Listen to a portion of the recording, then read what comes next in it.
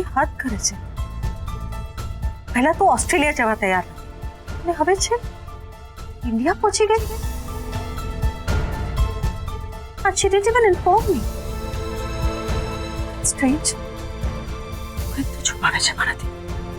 गणपति बप्पा मोरया! अंधेरीच्या राजाची जय!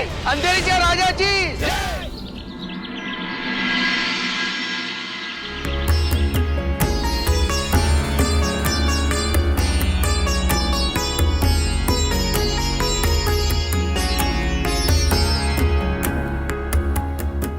આવો પ્રફુલભાઈ, બેસો. લે ત્યાંથી બેસ. તમે બેસવાનું કહો છો? હું માઇન્ડ મોડું સંતાડતો અહીં લગી પહોંચ્યો છું. મારું મન જાણે કઈ રીતે આ ગગન મહેલ સુધી પહોંચ્યો.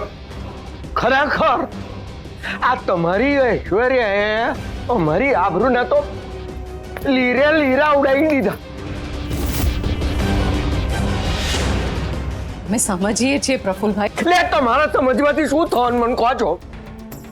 તમારા સમજવાથી અમારી આબરૂને ઠીંગડા લાગી જવાના? બોલ્યા સમજો છો? લે એમને હું એમ કહું કે આબરૂ તો ગઈ એ તો ગઈ જ ને. પ્રફુલભાઈ, તમે બા હવે મારે તમારી પાસેથી કોઈ વાયદા જોઈતા નથી.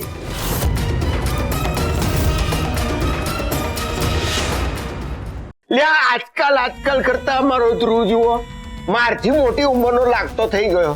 છોકરાની આમે બેઠા ઉંમર વધી ગઈ. મળ્યો તમે કહો છો આજે કાલે તમારી ઐશ્વર્યાનો અતો પતો મળ્યો મને કહો. ચાલો જો બા આ બધું તમારા ઘરમાં ચાલતું હશે. મને માફ કરજો, અમે નાના માણસને આ બધું પોસાય નહીં.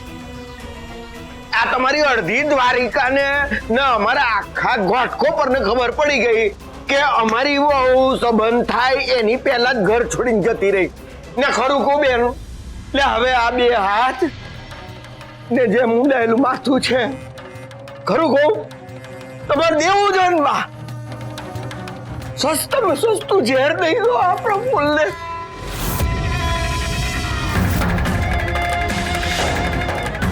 પણ મોંઘા વાયદા નહીં હાલતા તમે મને. બસ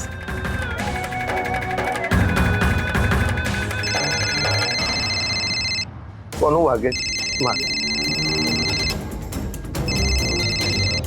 એટલે ભાઈ શાંતિ રાખો તમે.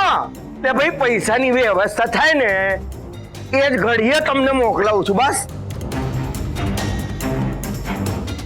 એટલે ભાઈ અધીરો તો હું થઈ ગયો છું ભાઈ. પણ લ્યા મુંબઈ પહોંચું ત્યાં લગીને તો રાહ જુઓ તમે. એટલે ઘરના આબરૂ કાઢે છે. તમે તો માણસાઈ રાખો. 50 પેટી તો છે ને તમારી પાસે મારી આપેલી ને. તમારી દેશની બેંકની સ્ટ્રાઇકમાં બધું આપણું રખડી પડ્યું કામકાજ, છતાંય હું અમે ચાલીને 50 બીજા હાલવા તૈયાર છું ને.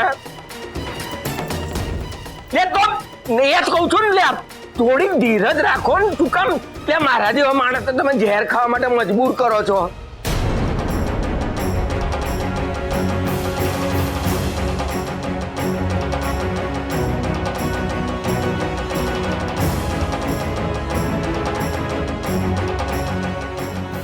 શું વાત કરતો તો હું? ઝેર ખાવાની. જો આવું કંઈ જ કરવાની જરૂર નથી. તમને પૈસા મળી જશે.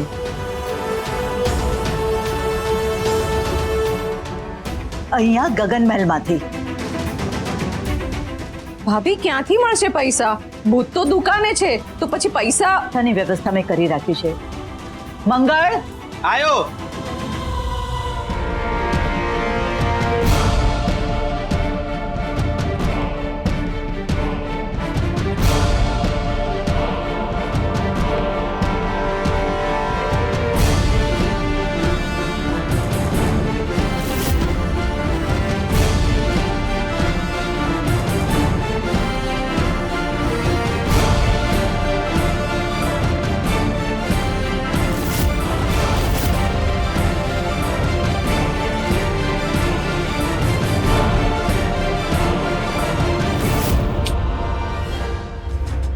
મમ્મી એક સાથે 50 લાખ જો તો દેવા તો ધીરજ રાખ, હવે પછી રોજ જોવા મળવાના છે.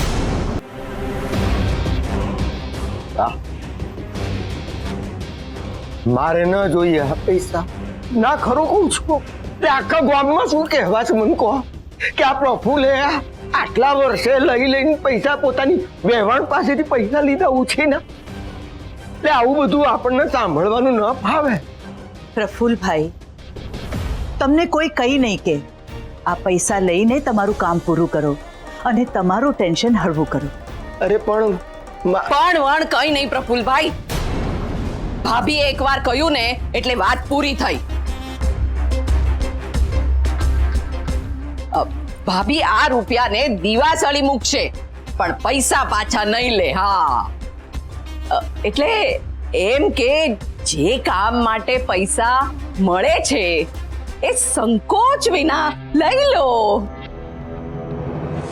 ના ખરેખર કેવું પડે, આજે ખરા અર્થમાં તમે મારી લાજ રાખી.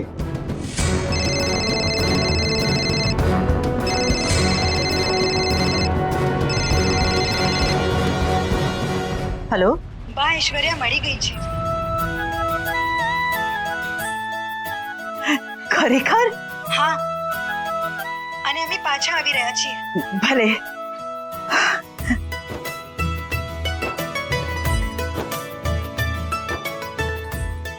ગણપતિ બાપા મોર્યા.